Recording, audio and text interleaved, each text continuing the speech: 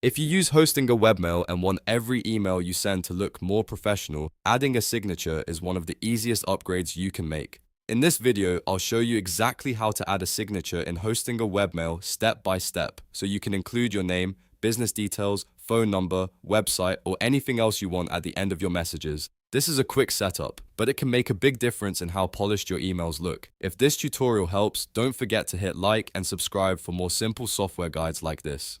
Alright, let's jump in. First, log into your Hostinger account and open Webmail. Once you're inside your inbox, look for the settings icon, usually shown as a gear, and click it. From there, choose all settings so you can access the full email configuration options. Inside the settings menu, find and open the signature section.